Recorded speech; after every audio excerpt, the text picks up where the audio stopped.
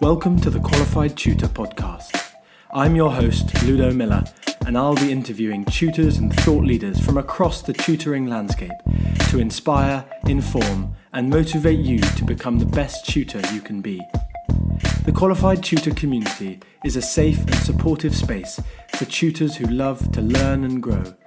We offer training, resources, ideas, and a chance to connect with like-minded tutors. If you'd like to continue the conversation, join our Qualified Tutor community at www.qualifiedtutorcommunity.org or find it in the show notes. Welcome to the next episode of the Qualified Tutor podcast. Today we are joined by Mary Myatt and of course by wonderful QT founder Julia Silver. Mary speaks for students and school leaders, pulling out practical ways in which we can alter the approach that schools take to maximise learning, to maximise personal and academic development for all those involved.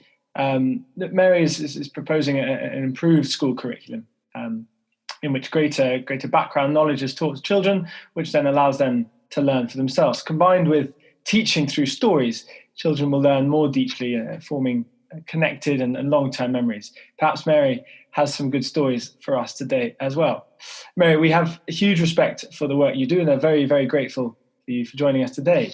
Welcome to the podcast. Well, thank you very much indeed. Delighted to have the chance to chat with you. Thank you. What does the return to school period brought for you, Mary? Well, normally I'd be back to back with conferences, doing work in schools, but with the current situation, I've only been into 2 schools so far this term, face to face, and the rest of it is online, and it's now just back to back online.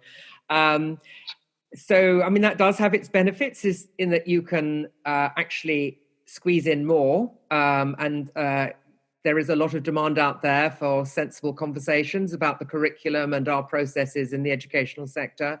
But the downside is missing the vibe of being in a room full of people and interacting with them. So it's twofold, really. Yes. Zoom rooms just aren't really the same thing, are they? So, Mary, we'd love to start with this question, which if you've heard our podcast before, then you may have heard us asking. What kind of student were you, Mary, and did you ever have a tutor? Well, it's going to sound a bit geeky, but I enjoyed school and I enjoyed learning and I enjoyed finding out new things for myself. I have to say it wasn't until the 6th form that I really felt that we were given our heads as girls to really explore and debate and really wrestle with big material. Up until then, we were expected to be compliant and just take down the notes that for the most part were dictated to us. And so I think there were lots of missed opportunities for getting the best out of us, when we were lower down the school. In terms of having a tutor, so when I was in the last year of my primary school, my parents sent me for some lessons on a Saturday morning just to learn some French. So it wasn't for the 11 plus or anything like that. And I really enjoyed that, and that stood me in good stead. And then the other thing that I had, which was aligned with tutoring, but not exactly that, was that the summer before my O-levels, because I'm that ancient, the spring before my O-levels, my German teacher had said that there was a week's intensive course at King's College in London designed for people doing their O-levels stroke GCSEs. And I found that absolutely brilliant. Just loved getting in really, really deep, and some fine lecturing on the back of that. And I would only have been 15, but it made a big impression on me. Yeah, clearly, I think we often have guests talking about those really early tutoring experiences they had and how that kind of shaped the way they approached education really from that point, even if it was just a couple of sessions. I know Julia often talks about, was it Mrs. Fisher, Julia? That's well remembered, Ludo. That's 1 point to Ludo. So, Mary, could you tell us a little bit about your new book, Back on Track? Well, it's addressing what I see as the need for the sector to look at some of the processes that I think are getting in the way of us doing our best work. So my view is that the educational sector is quite conservative, and it has a tendency to think because a process has been done over the years, therefore it's always got to be done. And the problem with that, there are two issues really. One is that I think by and large, those involved in education are always keen to do their best work incredibly hard for pupils and students. And so there's this temptation just to keep on adding more and more. And I think leaders can sometimes be guilty of this as well. Now, it's not universal, but I think across the sector, this is the case. It's just more that we've got to do. And what I'm arguing is that we need to go back to working out what we need to do to have the greatest impact for our pupils and students.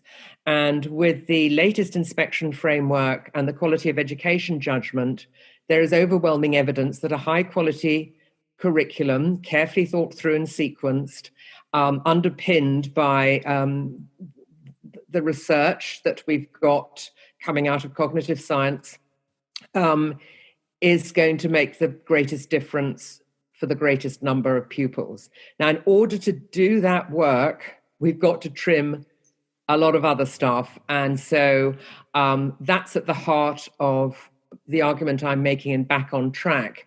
But I draw on sort of wider leadership thinking in order to do this. So Greg McCown's essentialism work, the Pareto 80-20 rule, William Morris's work saying, we shouldn't have anything in our homes that we don't know to be useful and believe to be beautiful. And so I'm coalescing these ideas together to try and make a strong case for cutting back radically those things which are not adding value to children's learning. So that's the heart of it. Yeah, that's really an excellent kind of path to forge, and really something that is so key at this time, isn't it? Especially with trying to refine kind of children's learning, kind of when it's been stripped back and when there's so much that they've lost in this time. Now, sorry, I'm just going to come back and expand on that a bit. Yeah, so I think the result of lockdown has meant that a lot of schools, a lot of people working in education are now taking a fresh look at what is essential and what isn't. But I think one of the interesting pieces of work that's come out of the analysis of what's happened with loss of education in the past, so this is John Hattie's work, he's found when they analysed what happened with children after Hurricane Katrina and also after the Christchurch earthquake, where there was significant loss of educational time, that actually the following year that public exams were taken, the results went up. Remarkably, they went up. And then they went back to their normal levels in subsequent years. And Hattie puts this down to the fact that those who were supporting the children on whatever kind of program, either in or out of school, were focusing on what the children knew and didn't know. And so really identifying misconceptions and gaps and filling those in a very purposeful way, primarily through conversations with children, that meant that the learning became much more efficient. Because, I'm afraid to say there is time wasted in schools filling in, low-level worksheets and things like that. But when we strip that out and start really having high-quality conversations in lessons, we can move the learning on really quickly. So I think there's some quite interesting and encouraging stuff to reflect on in that example. It's a fascinating example. I know that in school we do tend to get entrenched, don't we? We just get used to our systems and routines. And having been disrupted is a fantastic opportunity to go back to the drawing board and ask what we do and don't do. We've certainly seen in our youngest children in school a lot of readiness. And we did, and so they're going back, they'll just pick it up more quickly. And there is, of course, a lot of work to be done around anxiety because we're not through the coronavirus pandemic yet. So there's a lot of support to be done in that. And what's actually happening is that we're being forced to be more responsive than we usually are. And we talk about in Qualified Tutor about how really the magic of tutoring is in the responsiveness. You're able to be responsive in a one-to-one or a small group setting. You're much more nimble. So that's what we're seeing. That's what we're talking about at a tutoring level, but also in terms of our own mindset, to just sort of have been pushed out of our box and find new ways to follow through on, you have this lovely phrase, don't you, moral purpose. And we talk in Qualified Tutor about finding your why, about Sinek's approach of finding your why. And if we can go right back to the vision of what our why is as educators, and then be responsive to the students in front of us, it's not a surprise that, you know, that some wonderful things could happen. Yes, agreed. Go ahead, Lido. Well, kind of on that, a similar theme of how we have perhaps linked, the kind of quality pedagogical research out there into the course that we've written. It's mainly down to Julia and Adrian Conway's years of fanatical reading of educationists like Dylan Williams and yourself and Myatt. There are two key themes in your previous books, High Challenge, Low Threat, and the curriculum, that we refer to quite centrally in our qualification tutors, our 4-part course. Can you tell us and our listeners a little bit more about High Challenge, Low Threat, and about why tutors can support students' development of a powerful architecture of knowledge? Right. So the thinking behind High Challenge, Low Threat is that I'm making the case that we are a challenge-seeking species, that we like doing things that are difficult, as long as the conditions are right.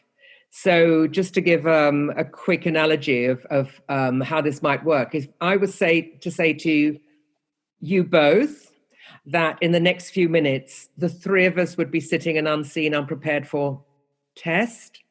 We'd just crack on and do it. It'd be quite short. We'd just complete it and then take a bit of a break. During that time, it would be marked.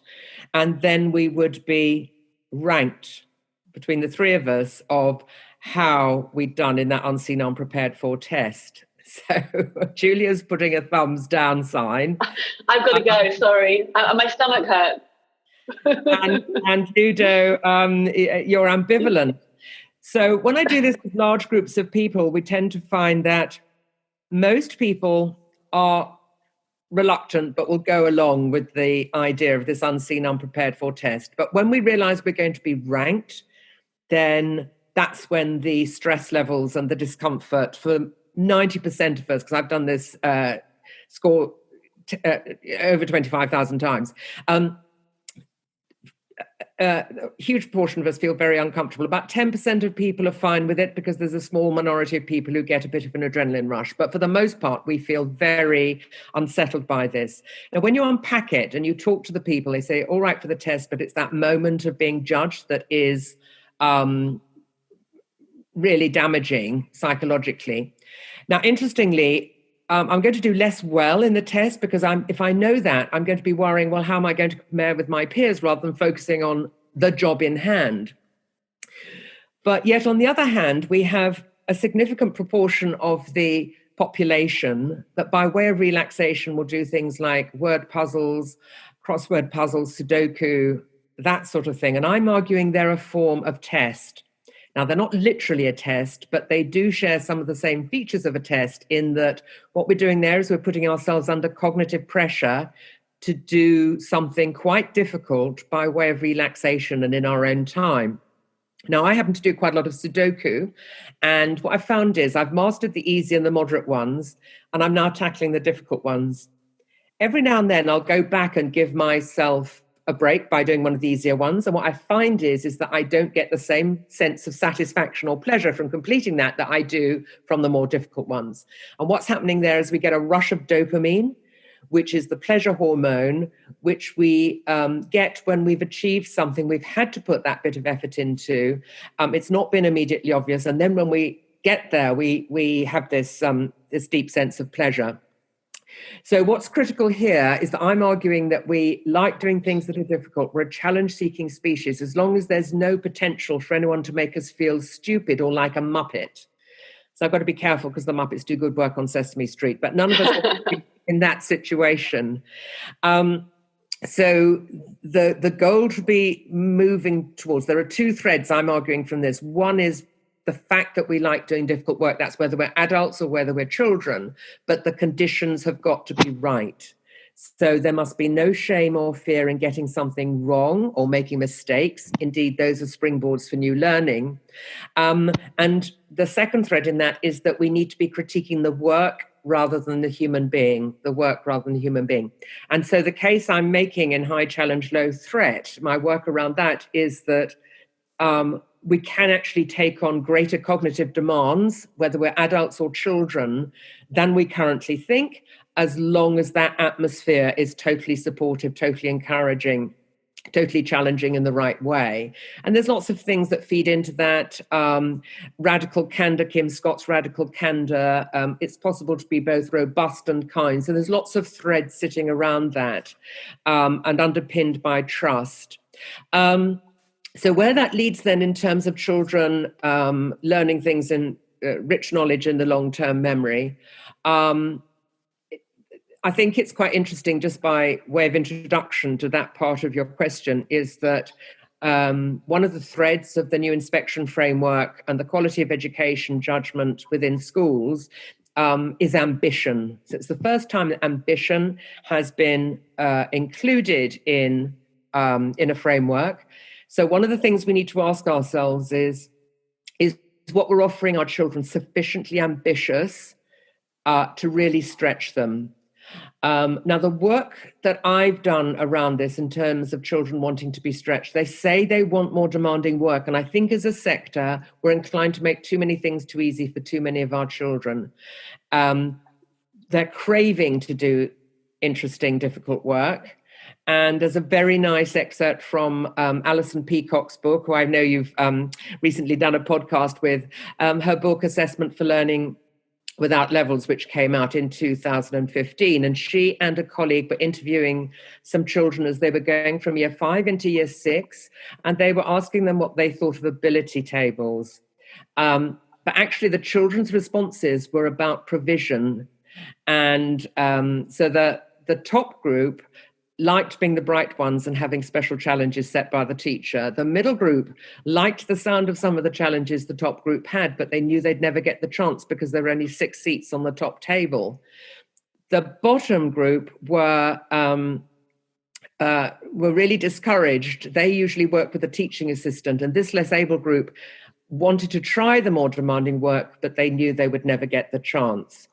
So I see this repeated again and again. Children love doing difficult work. The fundamental thing that needs to be in place beyond the high challenge, low threat is they need to be successful quite early on. So there's a lovely piece of research which came out of Sussex University, and I think you've probably heard me speak about this before, Julia, that where these were students in year 8, quite a small scale study where of about 360 students in a number of schools, the year 8s, and they were taught in their English lessons 2 novels. They were working through 2 novels, which would normally be at least a year above what they'd be studying. So challenging work. And in their English lessons for 12 weeks, that's all they did. They read these novels quickly and at a fast pace and discussed them. No written work expected during this. It was just getting through the material and talking about it. At the end of that 12 weeks, they found the whole cohort's reading ages had improved by 8.5 months. For the weaker readers, it was 12 months. And the research paper that sits with this, 2 very interesting things come out. When you talk to the children, when they talk to the children about the poorer readers, about why they'd done so well, they talked about how they were able to get into the story in a way they're never normally offered this stuff. And so they just loved getting into this this big meaty material, and they said we didn't need to understand every word because we could talk about what we didn't understand. So the crucial thing there was that the children were offered, all of them, material above their pay grade, but for the weak, all of them, but in particular the weaker readers, they felt a sense of accomplishment and success quite early on. Now, that is an incredible internal motivator. If I feel, oh, I can have a crack at this, oh, I've done okay, I'm going to want to do more. So I think there's some important psychological insights there. The second is that that struck out for me from this research was that the teachers were surprised at how those weaker readers had done. And I just think that is a damning indictment of our low expectations of what we can expect from our children. You know, we talk the talk of, you know, we're ambitious for all our kids. If we're not giving them ambitious stuff, it's not going to happen.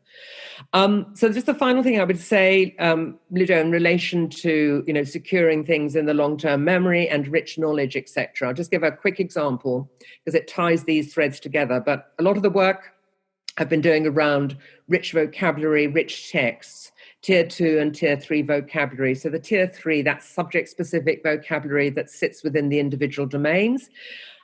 Generally, they're big words, they're not used in everyday life, and quite often they've got roots in other languages, quite often Latin and Greek. So when we teach children how to get to the roots of those words, like isosceles, for instance, isos means equal, skeles means legs. They've got a bigger mental picture of what an isosceles triangle is rather than just parroting back the definition. Now, the interesting thing is that the schools that have been working with this, developing children's vocabulary in this kind of very active and expansive way, very light touch from a teacher's point of view, just show them how to look up the words plus etymology on Google, it throws it up. Set some of that for homework, talk about it next lesson. What they're finding is it's the children with the greatest language deficit are making the greatest gains. And when they talk to the children about that, you know, why they're getting on so well with it and why they appear to be enjoying it so much, they say, well, we enjoy being clever. We like finding out this stuff. So that then taps back into the fact we're a challenge-seeking species. We like doing things that are difficult. And so it's kind of joyous when we get this loop going. And so that's it, really, in a not very tight nutshell. I'm bubbling with responses, and I'm going to go backwards. When I attended your course recently, which I enjoyed so much just before lockdown, you showed us, or you mentioned to us, the video of Austin's butterfly. And just that message of the teachers were happy with the first butterfly that Austin made.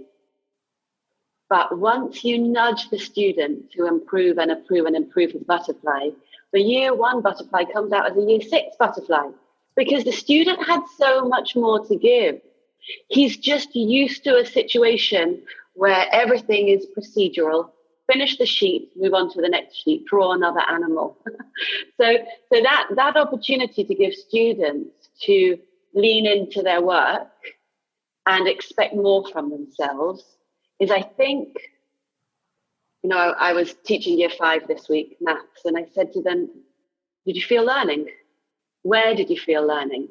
And giving them the metacognitive skills to find that moment in their own experience, to reflect on what learning feels like.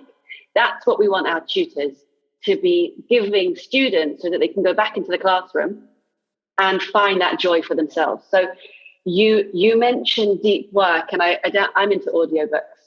And just as an aside, my kids have been listening to audiobooks since they were very little. So I have Thomas the Tank Engine and Winnie the Pooh and Hitchhiker's Guide to the Galaxy and everything in between. And what's amazing about that is that I've unlocked language for them higher than their pay grade. So they weren't able to read the books, but they were able to access the literature, and therefore the books become that much more accessible. And that's something that I would recommend to anyone because it's so comfortable to enjoy an audiobook. And then the other area of that was deep work. So to think about your high challenge, low threat, and then to think about deep work as a space that is calm and quiet for you to really focus on your work and not get distracted by pings and peers, then you teach children to concentrate. And you know, you think about Graham Nuttall's work about the secret life of the classroom and how distracting it is, and how we're so much more focused on what the children around us are doing than the teacher in front of us. And all of those distractions mean that we're not really able to concentrate. So what we feel, and we had a fascinating conversation with an agency leader and a school leader who were talking about what happens when tutors go into schools and how there's a halo effect. That as the students discover what learning feels like and have this crucial connection between effort and success, they take it back into the classroom and it has a knock-on effect way beyond the maths intervention that they've received. So we think that there's something that we can do here to help students find that deep space of learning so that it can put them on their feet and help them to get into that virtuous loop that you mentioned. Yes, I agree. And I don't think we can underestimate the level of distractions that there are for children nowadays. So I think this is an element of the metacognitive work that needs to go on, talking about this. And it's not that it's all bad, but if that's all we do, then what are we missing out on? So there's a lot of evidence that reading for 30 minutes a day does all sorts of good things for us, both emotionally, psychologically, intellectually. So we need to create and model the time and the space to do that, because, you know, it's no one will say, you know, do as I do as I say, not do as I do. We've got to be modeling this ourselves and talking about it and children seeing us do it. And I think that's an investment in time. And so I think whether it is within a classroom setting, and lots of secondary schools are doing this now, where there is dedicated reading time, where actually the teacher is reading aloud to the class, or the class are reading just quietly on their own. That needs quite a lot of management, making sure that they're not reading stuff they could have read in primary schools. But, you know, when that's done well, it's done really well. And I would argue in smaller groups as well, or in tutoring situations, that if we think this is an issue, then we invest 10 or 15 minutes where the tutor and the child or the small group, we are just reading in silence, because children have got to experience it so that they then know how worthwhile it is. So your point about leaning in, I think, is a really important one. They've got to be supported to lean in. And that's when the magic happens. Now, I think you've got to be quite brave to make a decision to do that, because tutoring comes with a cost. Everything comes with a cost.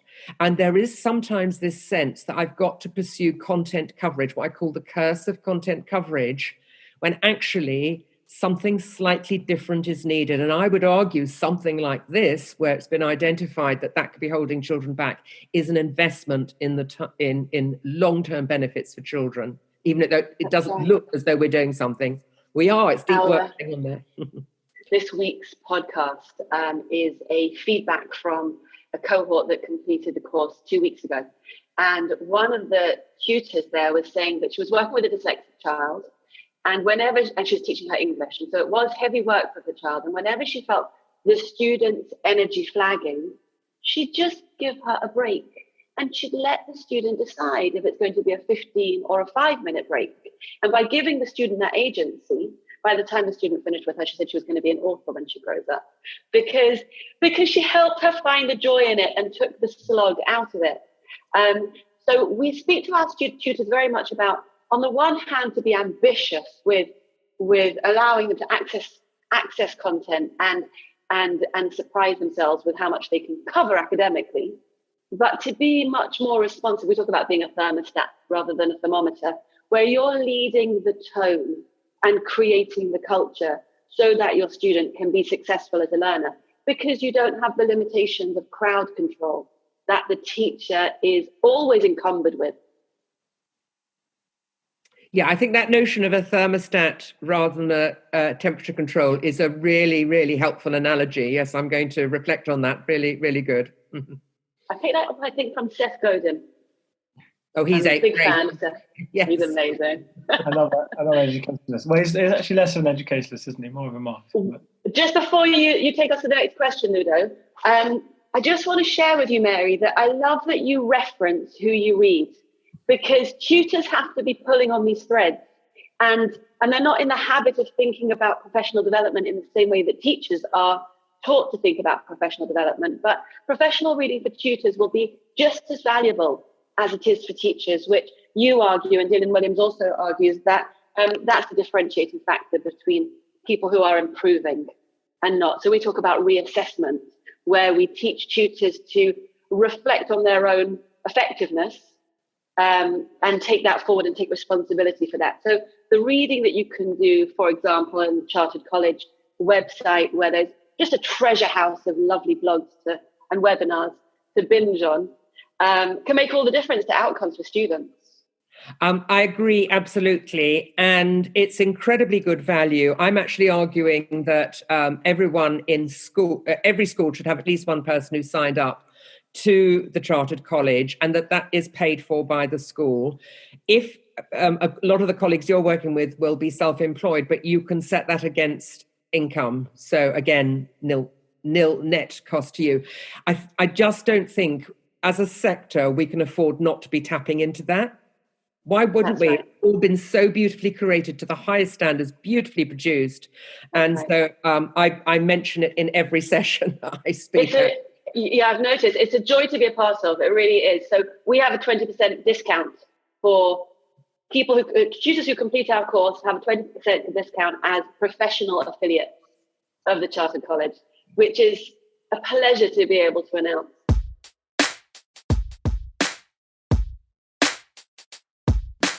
And now, a brief word from our founder, Julia Silver.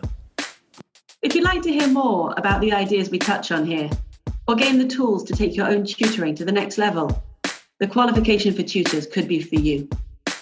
This live online seminar is facilitated by industry experts who, over 4 Zoom workshops, will cover the foundations of teaching and learning and how it relates to you as a tutor.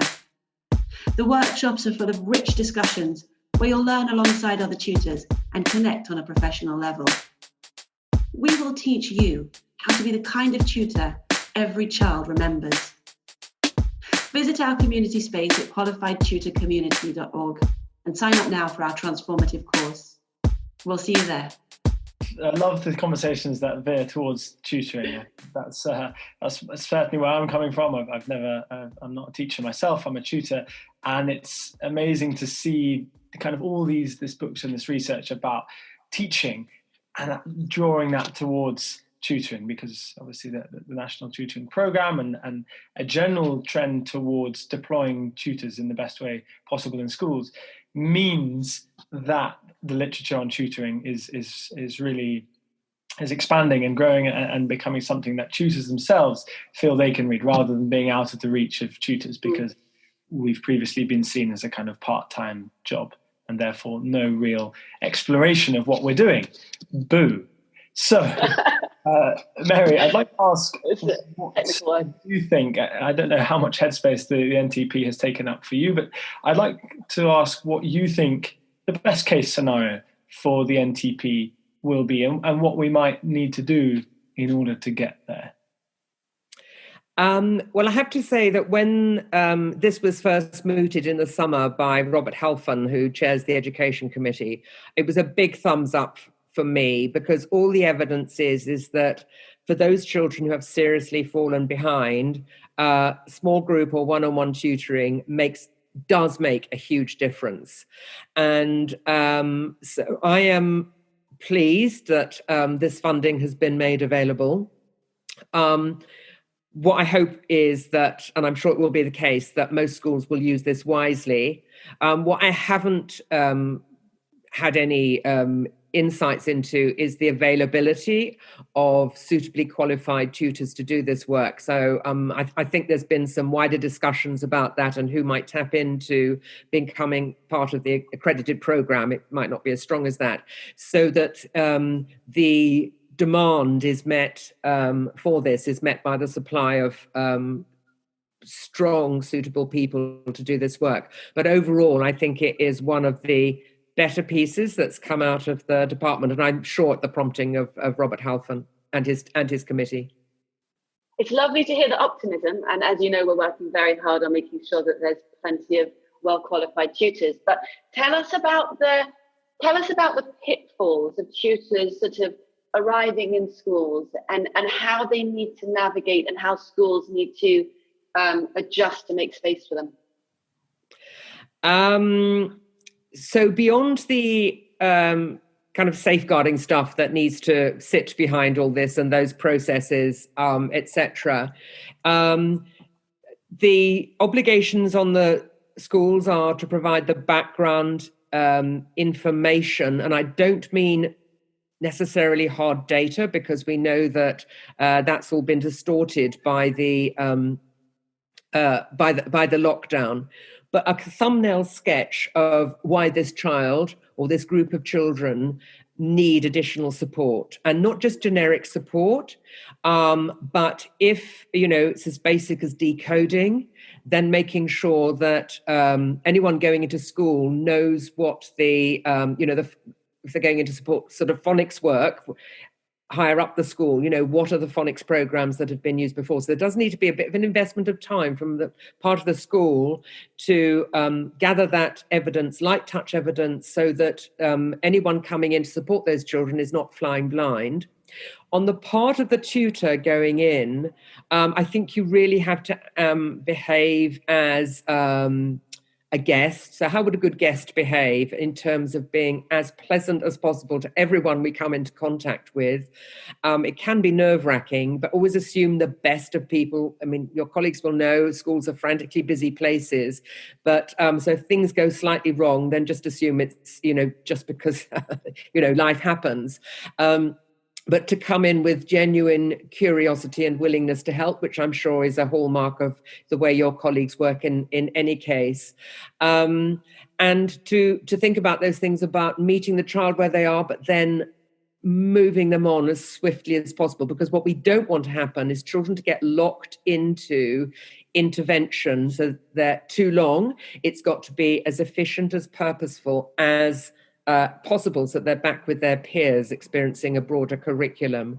So some of the things that play into that, the child or the group of children must never feel as though they're a deficit model. And even if they've been made to feel that by casual comments they've heard in school, the tutor has got an opportunity to counter that by saying, I'm just delighted to work with you. It's just going to be really, really purposeful. You look like a great group. So lots of affirmation to begin with. And also just sort of asking them how they feel about school generally. This can be done quite quickly. And what I find interesting is when you talk to children and they're not having a great experience in school, that kind of doesn't matter for the work I'm then going to do. They just like the fact someone has asked them. And anyway, the fact is they are in school, because if they're really not doing well in school, they're very good at absenting themselves. The fact that they're even in the room is a good thing. But you get some really quite good insights into where the child is coming from, and then you can frame some of the conversations around that. And particularly if they say, well, I really don't like reading, if we're focusing on that, I really don't like maths, and then you get some success early on, you're then able to say, listen, you were saying last session, you could now look what you can do. So there's subtle growth mindset underpinning what the tutors do. But I'm sure you have all those conversations and structures in place for your colleagues anyway. We certainly do, but I love that phrase of being a guest. So we talk about the 7 P's of professionalism: to be polite and punctual and presentable and positive and persistent, and a few more P's as well. But I think that the guest needs to be all of those things as well, and also being able to roll with the punches when the timetable flips, and especially if bubbles are going to be closing because coronavirus hit this pocket of the school or that pocket of the school. There's going to be all sorts of flexibility that has to go alongside your persistence and your ambition and your commitment in order for you to be able to work in a school.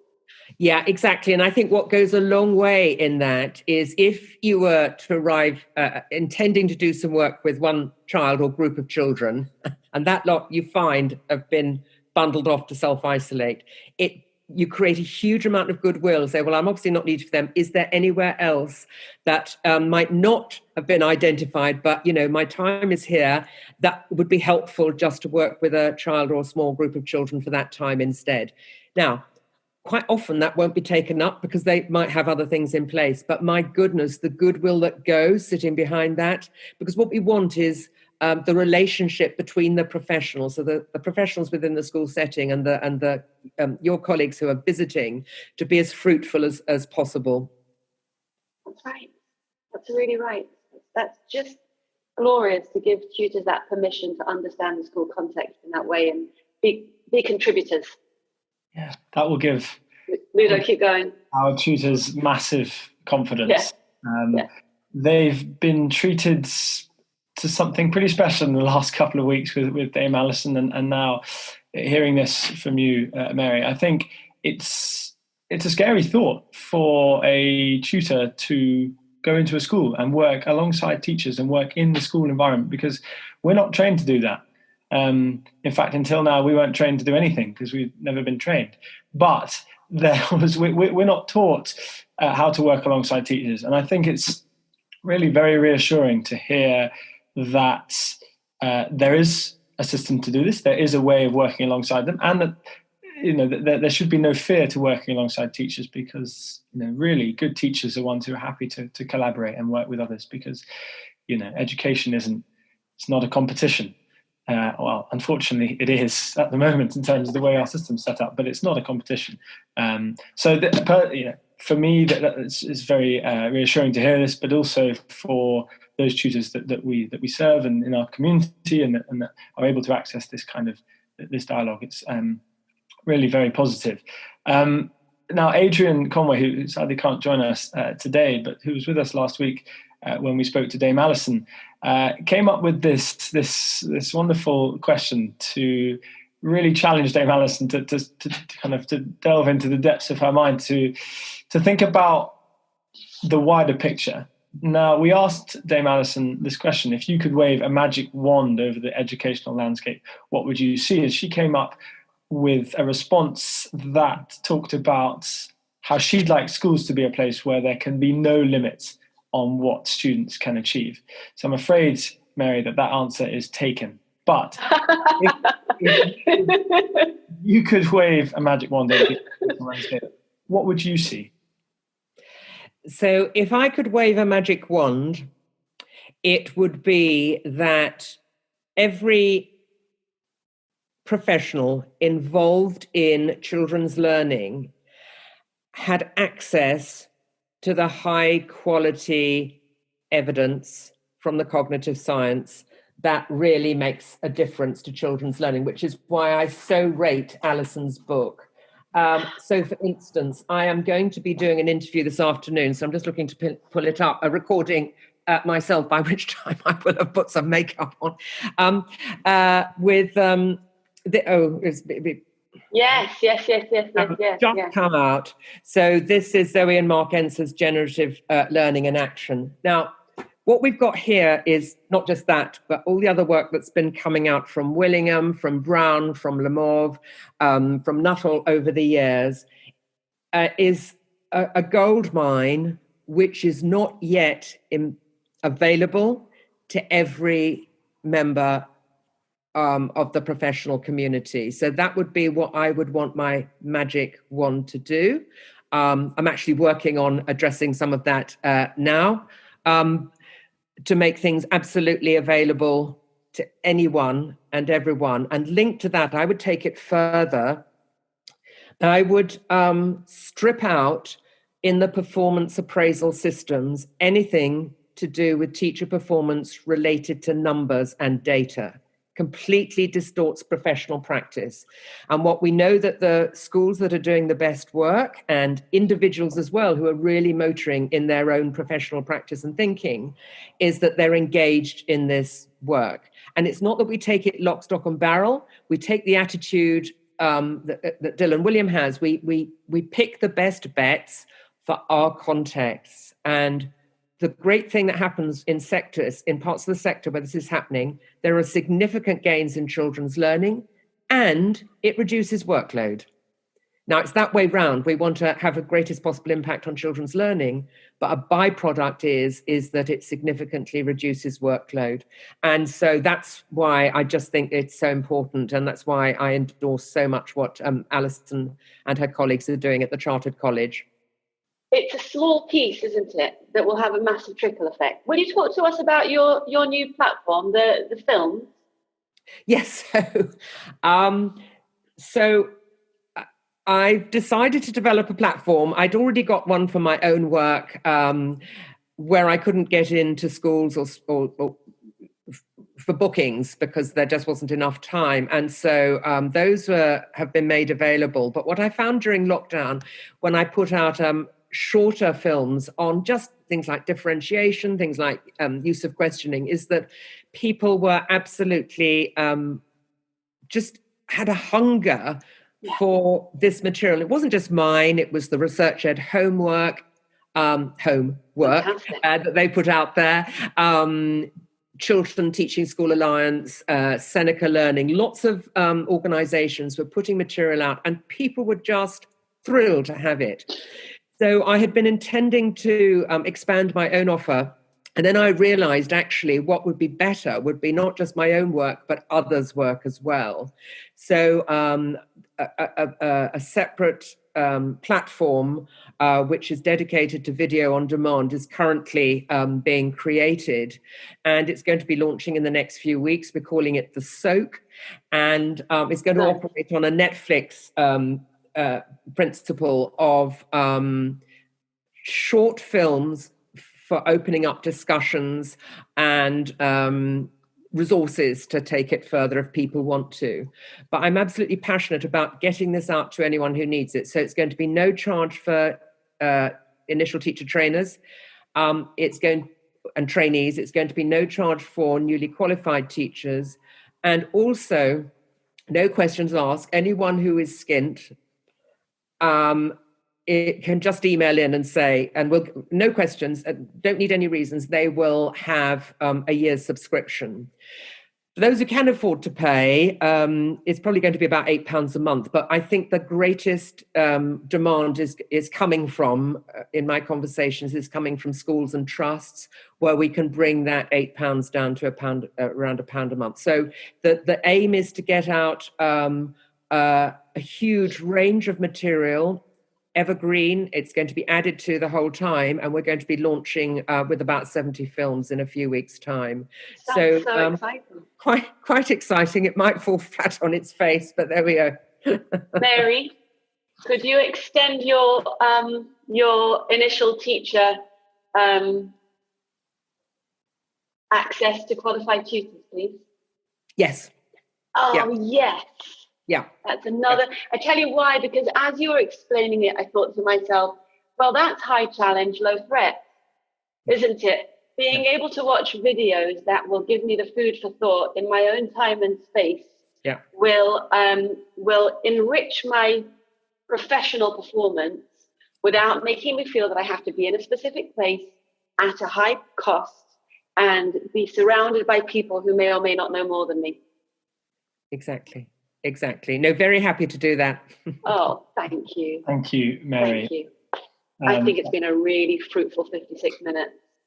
Yeah, that's not the first time that word's been used today.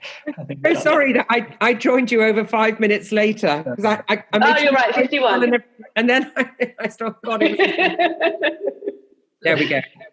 Did we cover everything, Mary? Was there anything else that you wanted to share with tutors before we wrap up? No, I would just affirm the work that you are doing in putting in place some structures to support their professional growth and accreditation. Really important work, Julia. And I would also say that the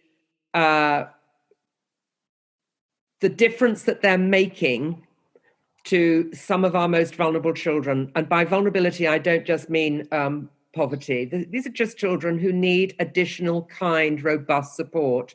And so just to believe that what they do matters, and it matters enormously. So I hope that's helpful. So glad I asked. And joining us today will matter a lot to those tutors who then obviously pass on that knowledge, the continuous learning cycle. Thank you so much, Mary. That was really an amazing 40 minutes. I feel like I'm also a huge fan of Sudoku, and actually I'm also challenging myself to attack the kind of what do they call them, super fiendish ones. I feel like Sudoku is a hobby that doesn't get enough mainstream airtime or appreciation, so thank you for bringing that as well. Thank you, Julia. Thank you, Mary. And really, there's so much that our tutors can take from that. I hope you enjoyed talking about it. Great, and read Mary's books. That's the final thing. Of course, Back on Track is recently released, and there's a whole series before that as well. We'll be keeping all podcast listeners up to date on that. Thanks. Well, it's been a pleasure joining you. Thank you very much indeed. Thank you. Have a lovely day. Bye, Mary.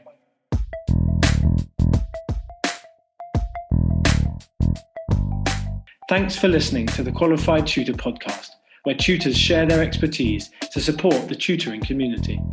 If you'd like to continue the conversation, join our Qualified Tutor community at www.qualifiedtutorcommunity.org or find it in the show notes below.